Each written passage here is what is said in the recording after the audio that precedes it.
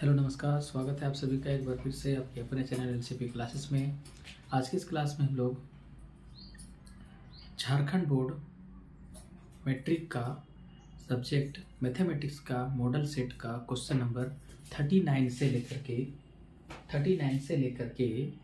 46 तक के क्वेश्चंस का सॉल्यूशन देखने वाले हैं। और ये हर एक क्वेश्चंस का मार्क्स 3 नंबर्स का होगा। ओके, हर एक क्वेश्चन में आपको 3 मार्क्स मिलेगा इसको अगर आप सॉल्व करते हैं तो। टोटल इस ग्रुप में 8 क्वेश्चन होंगे, बट आपको सॉल्व करना है 6 क्वेश्चन।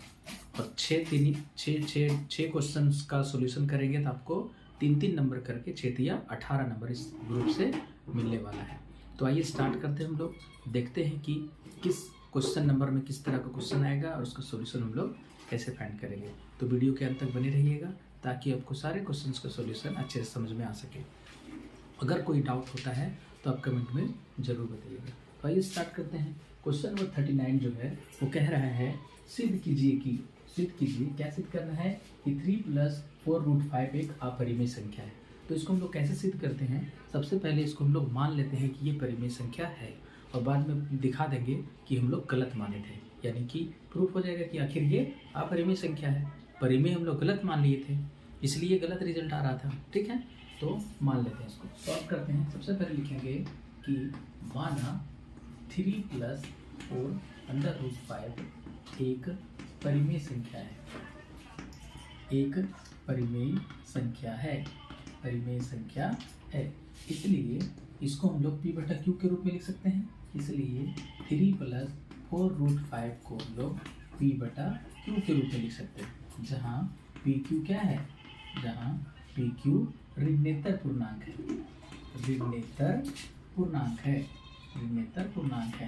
ओके, ऋणात्मक पूर्णांक है। ठीक है, अब इसको हम लोग क्या कर सकते हैं? 3 को उधर ले जाओ, अगर बचेगा 4√5 और इधर P/Q की तरफ आ जाएगा 3 हो जाएगा माइनस में, इसके नीचे 1 छिपा हुआ है। और अगर √5 करेंगे हम लोग यहाँ पे 4 को इधर ले आएंगे तो एलसीएम लेकर के Q, साथ में ये 4 इधर इंटू में था, इधर डिवाइड में आ गया तो इधर इंटू हो गया Q के साथ। अब Q को Q से डिवाइड करेंगे, ऊपर बचा P - 3Q। ठीक है, यहाँ P - 3Q बटा में 4Q, ये सभी क्या है? ऋणात्मक पूर्णांक है ना। तो अगर हम सॉल्व करेंगे इसको P - 3Q बटा 4Q को, तो क्या मिलने वाला है? एक परिमेय संख्या मिलेगा। ठीक है, क्योंकि ऋणात्मक पूर्णांक मान है तो पूर्णांक को अगर हम सॉल्व करें अंश बटा हर के रूप में तो परिमेय संख्या है। लेकिन यहाँ पर दिक्कत क्या है कि हम लोग पहले से जानते हैं क्या कि √5 एक अपरिमेय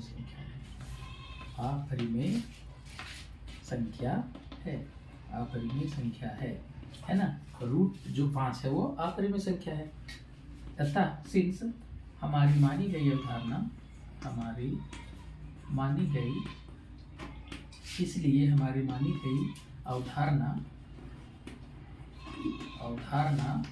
क्या हो जाएगा? गलत हो गया, गलत है। अतः इसका मतलब जो हम लोग माने हैं कि 3 + 4√5 एक परिमेय संख्या, वो गलत है। एक्चुअली में क्या है? एक अपरिमेय संख्या है। प्रूफ कर दीजिए, एक अपरिमेय संख्या है। और इसी को हम लोग क्या लिखेंगे? प्रूफ। ये बात हम लोग प्रूफ कर दिए। तो इस तरीके से हम लोग इस टाइप का जितना भी क्वेश्चन आएगा, प्लस में हो या माइनस में हो या बट्टा में कोई परिमेय संख्या दिया हुआ हो, तो उसको हम लोग इसी प्रोसेस से सॉल्व करते हैं। ओके, नेक्स्ट क्वेश्चन को देखते हैं हम लोग। नेक्स्ट क्वेश्चन जो कह रहा है, क्या कह रहा है? समीकरण युग्म दिया हुआ है क्वेश्चन नंबर 40 में, उसको कह रहा है ग्राफीय विधि से हल कीजिए। तो ग्राफीय विधि से हल करने के लिए सबसे पहले हम लोग इक्वेशन का 2 हल ज्ञात करते हैं। जो समीकरण युग्म दिया हुआ है उसका हम लोग क्या करेंगे? 2 हल ज्ञात करेंगे। ठीक है, तो 2 समीकरण है हमारे पास यहाँ। एक समीकरण क्या है? एक समीकरण है x - y + 1 = 0। अब यहाँ से हम इसको क्या कर सकते हैं? देखो x - y 1 को उधर ले जाएंगे तो 0 - 1 हो जाएगा ना। अब क्या करेंगे? x का वैल्यू निकालते हैं तो -1 इधर आकर के +y हो गया ना। यानी कि x का वैल्यू y के टर्म में क्या आ गया है, y माइनस 1 आ गया है। अब बारी बारी से हम लोग क्या करेंगे, वैल्यू रखेंगे इसमें y का, तो x का वैल्यू मिलेगा।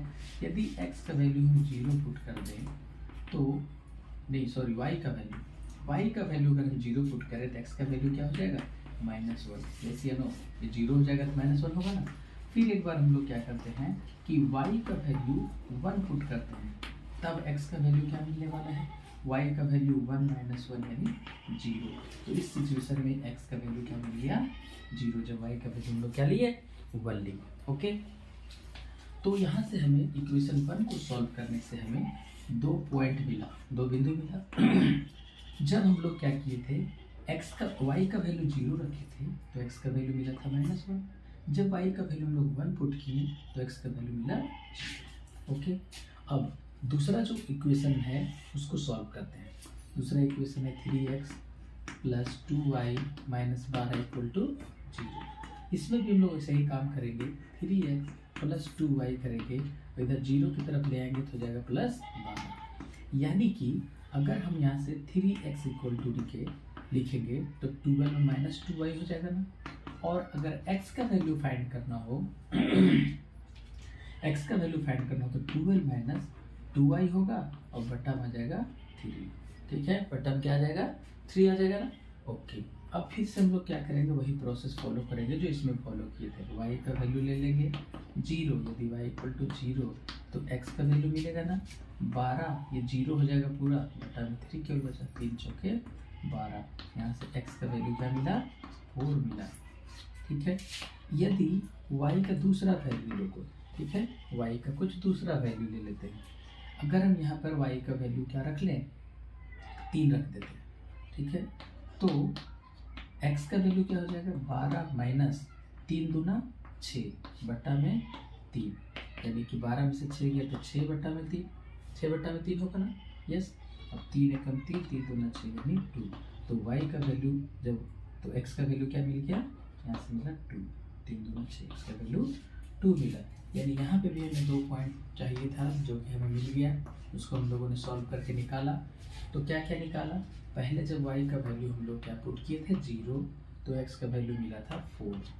दूसरी बार जब y का वैल्यू हम लोग पुट किए 3, तो x का वैल्यू मिला क्या, 2। इन्हीं 2 पॉइंट की हेल्प से हम लोग क्या करने वाले हैं, ग्राफ ड्रॉ करने वाले हैं। तो देखिएगा, ध्यान से समझिएगा इसको कि ग्राफ कैसे ड्रॉ करते हैं। तो जो 2 पॉइंट हम लोग निकाले हैं वो दोनों पॉइंट को हम लोग रख देते हैं, इसी तरह से छोड़ देते हैं। ठीक है, क्योंकि इसी के हेल्प से तो ग्राफ बनेगा ना, तो पॉइंट को हम मिटाए नहीं, छोड़ दिए। तो अब देख लो, पहले मुआयना कर लो कि x का मैक्सिमम कितना तक किया हुआ है, 4 तक है, और y में मैक्सिमम देखो इसमें 3 तक किया हुआ है। यानी कि ग्राफ हमारा कुछ इस तरह का होगा, x और y का ग्राफ। ठीक है, ये हमारा हो गया खड़ा वाला लाइन y, ये हो गया x, इधर वाला होता है x डैश, ऊपर y, नीचे y डैश। ओके, ओरिजिन होता है जहाँ दोनों लाइन मिलता है, वो है मूल बिंदु जिसको बोलते हैं 1, 2, 3, 4, 5, 6। इस साइड में -1, -2, -3, ऊपर जाएंगे तो +1, +2, +3, +4, नीचे जाओगे तो -1, -2, -3, -4। इस तरह का इंडिकेटेड होता है पॉइंट। अब फर्स्ट वाला इक्वेशन जो था उसमें x = -1, तो x एक्सिस में देखेंगे -1 कहाँ है, और इसके सीधा में y 0, यानी ये वाला पॉइंट। तो ये पॉइंट हो गया तुम्हारा -1, 0, 0 के सीधा में ये पॉइंट होगा ना। नेक्स्ट हो गया 0 और y में +1, y में +1 ये हो गया ना, y में +1, यानी x वाला हो गया तुम्हारा 0 और y वाला +1, यानी ये हो गया तुम्हारा 0, +1। ये पॉइंट मिला। इसको दोनों लाइन को हेल्प से हम लोग क्या करेंगे, ग्राफ ड्रॉ कर देंगे इस तरह से, पास करता हुआ x और y एक्स को टच करता हुआ। और ये होंगे क्या, इसका ग्राफ इक्वेशन 1 का, ये जो इक्वेशन 1 इसको सपोज कर लेना, इसको 2, तो इक्वेशन 1 का ये हमारा ग्राफ बन के तैयार है। इक्वेशन 2 के लिए देखो तो x में 4, y में 0, x में +4, ये हो जाएगा हमारा 4, 0, x एक्सिस पे हमेशा y वाला 0 होता है। और फिर है 2, 3, x में 2, y में 3, ये रहा हमारा 3 यहाँ पे, है ना, ये वाला पॉइंट हो जाएगा, है ना, देख लो 2, 3। ठीक है, तो ये हो जाएगा x में 2, y में 3। अब ये दोनों पॉइंट से हम लोगों को क्या करना है, ग्राफ ड्रॉ करना है। इस तरह से आगे बना लेंगे, थोड़ा सा और ऊपर करके ग्राफ को। ये हो गया हमारा किसका ग्राफ, समीकरण दूसरा का ग्राफ हो गया। अब दोनों इक्वेशन के ग्राफ जहाँ पे मीट कर रहा है वही हो गया तुम्हारा सॉल्यूशन। देख लो कहाँ कहाँ पे मीट कर रहा है, x2 पे और y3 पे, यानी कि अतः x का वैल्यू क्या हो जाएगा 2 और y का वैल्यू क्या हो जाएगा 3, y का वैल्यू 3। तो ग्राफीय विधि से इस तरह से हम लोग इक्वेशन 1 और 2 का सॉल्यूशन फाइंड किया। नेक्स्ट क्वेश्चन की ओर बढ़ेंगे। ओके, नेक्स्ट क्वेश्चन की ओर बढ़ते हैं हम लोग। नेक्स्ट क्वेश्चन जो है 41 नंबर, कह रहा है किसी एपी का 17वां पद, देखिए साथ में हम लोग लिखते हुए जाते हैं इसका सॉल्यूशन। किसी एपी का 17वां पद उसके 10वें पद से 7 अधिक है। किसी एपी का 17वां पद यानी A17 उसके 10वें पद से यानी A10 से कितना अधिक है, 7 अधिक है। यानी ये बड़ा है ये छोटा है, घटाएंगे तो क्या आएगा 7 आएगा। यस, क्लियर है। 17वां पद उसके 10वां पद से 7 अधिक है। ओके, तो 17वां पद को हम लोग कैसे लिखेंगे, ए और डी के फॉर्मेट में लिखेंगे तो a + 16d माइनस इसको कैसे लिखेंगे a + 9d, this is equals to 7। अब इसको सॉल्व करिए, a + 16d minus a, bracket के बाहर माइनस हो तो अंदर वाला का साइन चेंज कर देता है, तो प्लस वाला माइनस हो जाता है, बराबर में 7 है। अब प्लस ए और ये माइनस से कैंसिल हो जाएगा, 16 में से 9 घटाएंगे तो 7d बचेगा इक्वल टू 7। तो देखिए तो d का वैल्यू क्या मिलता नजर आ रहा है, 7 × 7, यानी कि d का वैल्यू क्या आ गया 1। क्या कह रहा था, सार्वंतर ज्ञात कीजिए, अतः सार्वंतर बराबर 1 आंसर। सार्वंतर क्या आ गया 1 आ गया। अंडरस्टूड। ओके, नेक्स्ट क्वेश्चन की ओर बढ़ते हैं। क्वेश्चन नंबर 42 कह रहा है वह अनुपात ज्ञात कीजिए जिसमें बिंदु A और B को मिलाने वाले रेखाखंड x अक्ष से विभाजित हो जाता है। यानी 2 पॉइंट हमारे पास दिया हुआ है, एक पॉइंट है 1 - 5 और दूसरा जो पॉइंट है वो है क्या -4,5। इन दोनों को मिलाने वाला जो रेखाखंड है वो विभाजित हो रहा है किससे, x अक्ष से। x अक्ष से विभाजित हो रहा है, यानी वो बिंदु का निर्देशांक क्या हो जाएगा x, 0। x अक्ष का निर्देशांक हमेशा x 0 होता है, क्योंकि वहाँ पे y वाला निर्देशांक क्या होता है 0 होता है। तो x अक्ष से विभाजित है, तो कह रहा है अनुपात निकालने के लिए m1 अनुपात m2 बताइए कि किस अनुपात में ये विभाजित हो रहा है। ठीक है, तो यहाँ हम लोग विभाजन सूत्र का उपयोग करने वाले हैं। ठीक है, तो विभाजन सूत्र में क्या कहता है कि ये बिंदु का निर्देशांक अगर हमको निकालना है x, ठीक है, तो x बराबर हो जाता है क्या m1x2 + m2x1 बटा में m1 + m2 होता है। चलिए ठीक है, m1 का वैल्यू पता नहीं है लेकिन x2 का वैल्यू तो पता है ना, ये हो गया x1 y1 x2 y2, लिख भी सकते हैं आप यहाँ पे x1 y1 यानी कि तो x2 y2, ताकि वैल्यू पुट करने में आपको किसी भी तरह का प्रॉब्लम ना हो, इसलिए लिख भी सकते हैं आप वहाँ पे क्वेश्चन में। तो m1 का तो m1 ही रहेगा, x2 हमारा क्या है -4 यानी -4m1 हो जाएगा, प्लस m2 भी नहीं पता है, x1 1 है यानी सिर्फ हो जाएगा m2 बटा में क्या हो जाएगा m1 + m2। ठीक है, इसको इक्वेशन 1 बोल देंगे क्योंकि ये बिंदु निकालना है। क्या निकालना है, अनुपात निकालना है। ठीक है, तो m1 और m2 का अनुपात चाहिए हमें। इसी क्वेश्चन में थोड़ा सा आगे बढ़ के जोड़ देता कि तथा वो विभाजन बिंदु का भी निर्देशांक ज्ञात कीजिए, तो यहाँ पे x का वैल्यू निकालना होता है। ठीक है, इसलिए इसको इक्वेशन 1 बोल के छोड़ दिए। तथा y बराबर फॉर्मूला होता है m1 y2 + m2 y1 बटा में m1 + m2। अब यहाँ से देखिए तो y का निर्देशांक यहाँ पे 0 है ना, तो 0 इसके नीचे 1 छिपा हुआ है। m1 y2, m1 के लिए तो m1 ही रहेगा, y2 क्या है 5 यानी 5m1 प्लस m2 तो m2 ही रहेगा, y1 क्या है -5 यानी कि यहाँ पर लिख देंगे माइनस क्या है 5 है, तो 5m2 बटा में m1 + m2 हो जाएगा।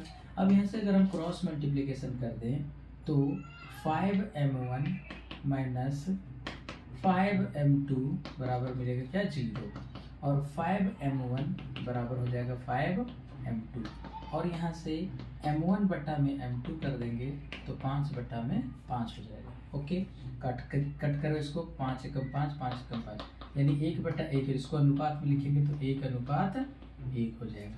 तो कह रहा था कि वह अनुपात ज्ञात कीजिए, तो अनुपात क्या हो जाएगा, अतः अभिष्ट अनुपात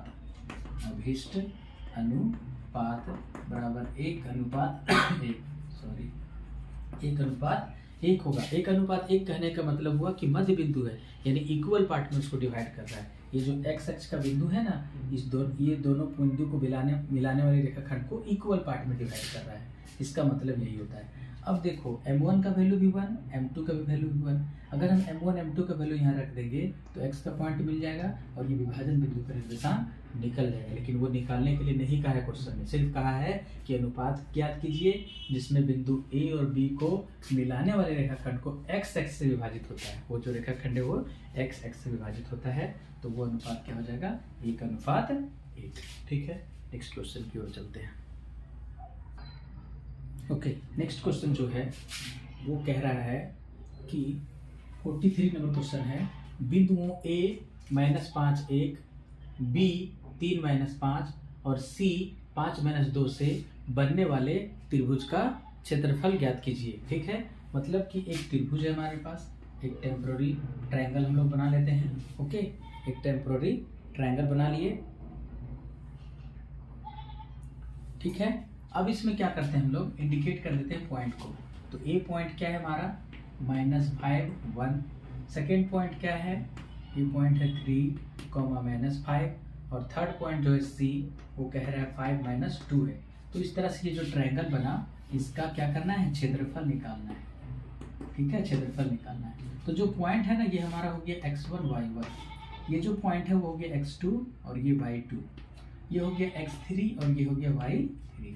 इसलिए ट्रायंगल ABC का क्षेत्रफल अगर हमको निकालना है तो उसके लिए फॉर्मूला होता है 1/2 x1, बड़ा ब्रैकेट देते हैं, x1 y2 - y3 plus x2 y3 - y1 plus x3, ये होता है y1 - y2। ये फार्मूला को आप लोग याद कर लीजिए, बहुत ही इंपॉर्टेंट फार्मूला है जो कि एरिया ऑफ ट्रायंगल निकालने में मदद करेगा। तो 1/2 x1 का वैल्यू बताइए, तो यहाँ से देख करके -5, y2 का वैल्यू बताइए -5, माइनस y3 का वैल्यू बताइए -2, तो ये प्लस हो जाएगा, प्लस x2 का वैल्यू बताइए तो 3, y3 का वैल्यू बताइए -2, y1 का वैल्यू 1, प्लस x3 का वैल्यू बताइए 5, y1 का वैल्यू बताइए तो y1 1 है, माइनस y2 का वैल्यू -5, तो ये हो जाएगा +5 ब्रैकेट क्लोज। बस इसी को सॉल्व करना है, आपके पास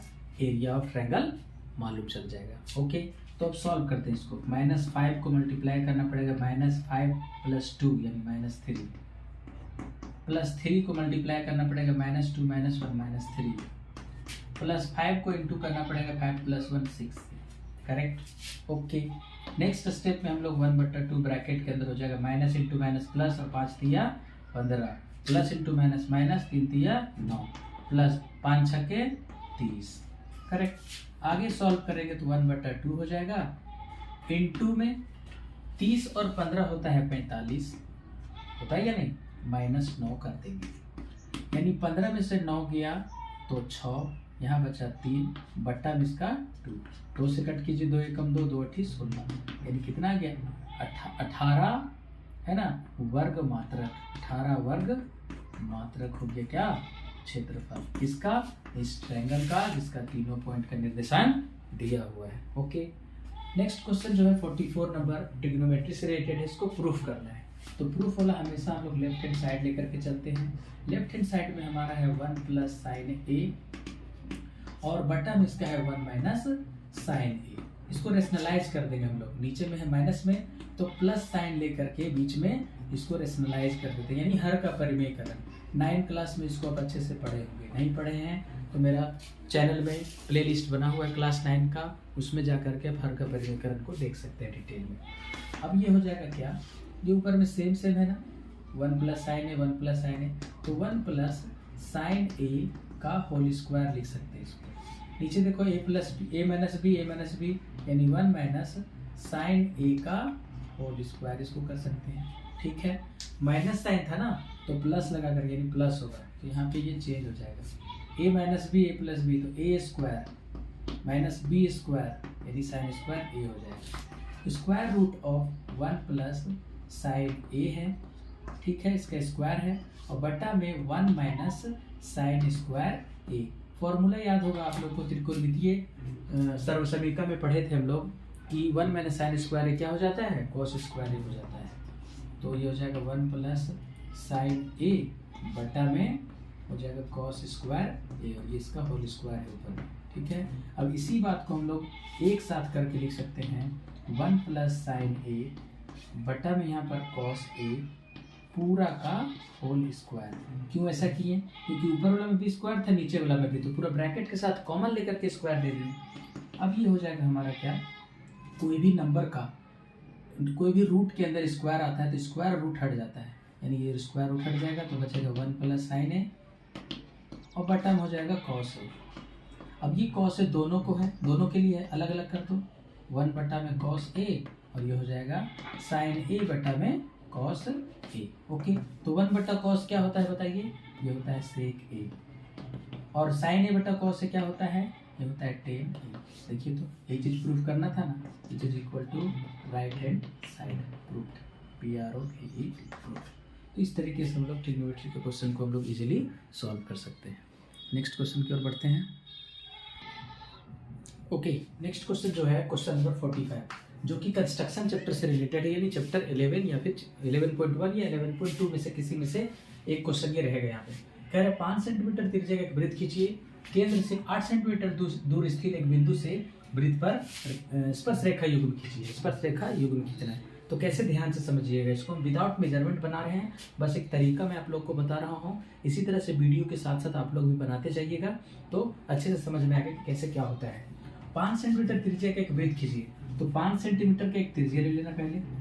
ठीक है, कितना सेंटीमीटर का, OA ले लिए, 5 सेंटीमीटर मेजरमेंट ले लीजिएगा आप लोग रूलर से, और कंपास लेना है यानी परकाल जिसको बोलते हैं। परकाल का नोक O पे और पेंसिल का नोक A पे, और इस तरह से गोल घुमा देना है। तो घुमा दीजिएगा इस तरह से, तो एक हमारे पास यहाँ पे वृत्त बन जाएगा इस तरह का। ठीक है, ये इस तरह का वृत्त बन जाएगा। ओके, थोड़ा सा ये बड़ा हो गया तो रिसाइज कर देते हैं। कि इस तरह का एक वृत्त बना लीजिए, गोल नहीं बना कोई दिक्कत नहीं है, आपका पूरा गोल बनेगा क्योंकि आप प्रकार का यूज करके बनाइएगा। हम सिर्फ आपको ऐसे एक डिजाइन बता रहे हैं, तरीका बता रहे हैं। ठीक है, इसको आप इस तरह से बना देंगे, एक वृत्त बन गया। ओके, कितना सेंटीमीटर त्रिज्या का, 5 सेंटीमीटर त्रिज्या का। ठीक है, अब कह रहे हैं केंद्र से 8 सेंटीमीटर दूर, केंद्र से 8 सेंटीमीटर, 5 सेंटीमीटर तो त्रिज्या ही हो गया। अब यहाँ से 8 लेना है, 5 और 3 और आगे बढ़ा दीजिए, तो ये 8 हो गया ना, इसका पॉइंट ले लिए हम लोग B। ये 8 सेंटीमीटर हो गया, केंद्र से 8 सेंटीमीटर की दूरी पर एक पॉइंट ले लिए B। अब यहाँ से कह रहा है कि स्पर्श रेखा युग्म इस पे खींचिए, इस तरह का और इस तरह का स्पर्श रेखा खींचेगा। ठीक है, तो पहला स्टेप तो हम लोग ये कर लिए, दूसरा स्टेप भी कर लिए।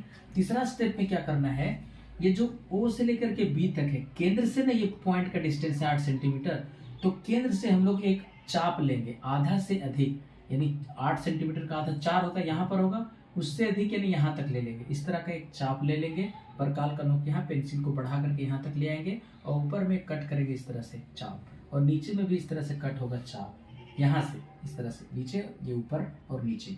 फिर उसी तरह से यहाँ से कट करेंगे तो ये होगा इस तरह से, यहाँ से कट होगा ऐसे, और यहाँ से ऐसे कट होगा ऐसे।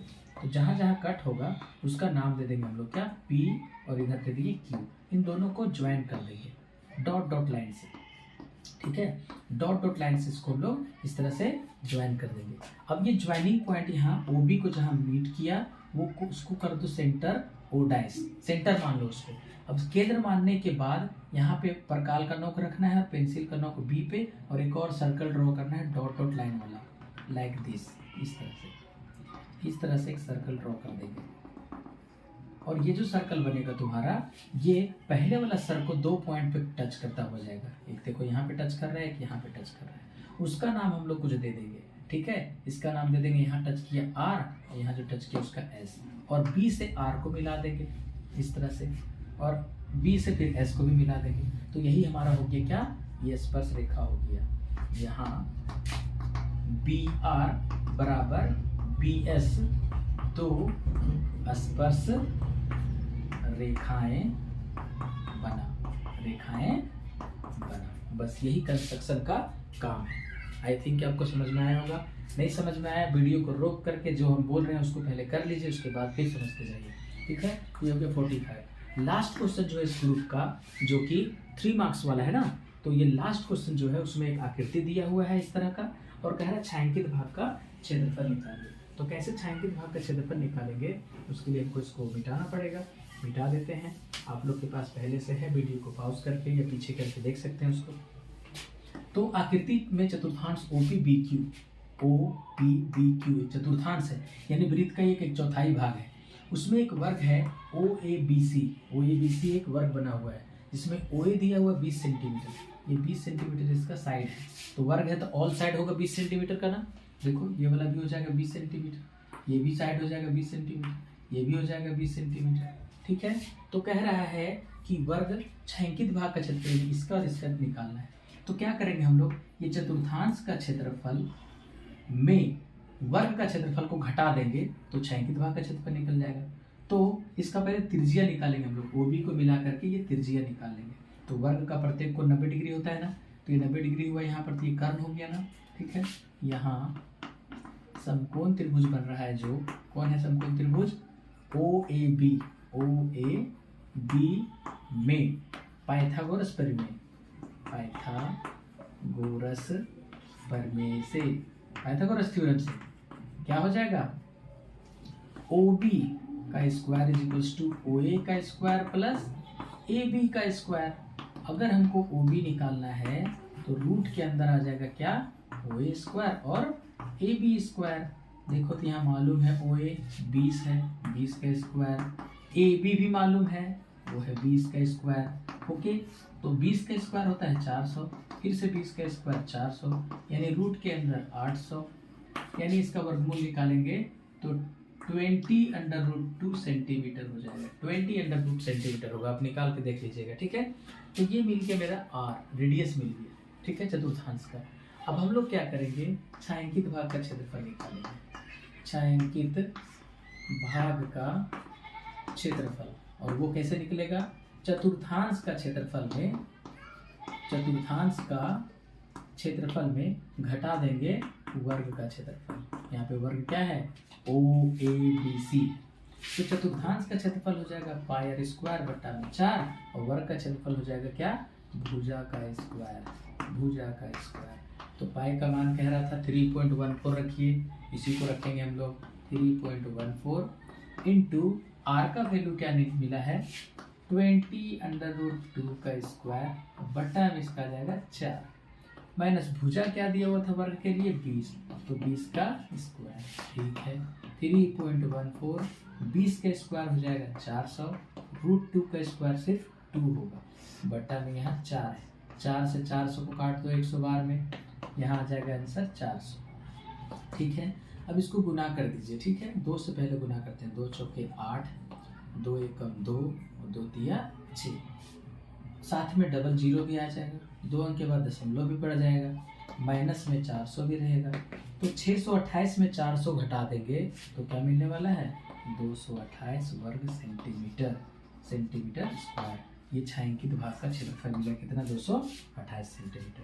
तो इस तरीके से हम लोगों ने 3 नंबर वाला क्वेश्चन का सारा सॉल्यूशन देखा। इसमें भी 8 क्वेश्चन का सॉल्यूशन हम लोगों ने देखा, लेकिन सॉल्व करना है आपको एग्जामिनेशन में कितना, मात्र 6, और वही 6 दिया 18 नंबर आपको मिलने वाला है, जो कि 3-3 नंबर का क्वेश्चन है।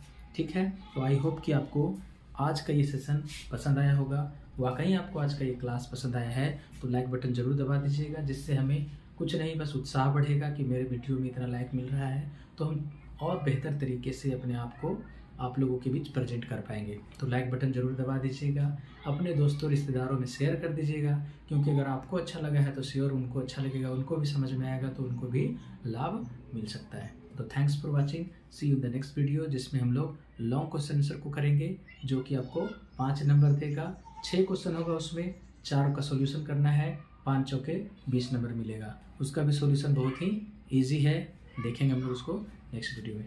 तब तक आप प्रैक्टिस करते रहिए और अपना ख्याल रखिए। Thanks for watching, see you in the next video, bye bye.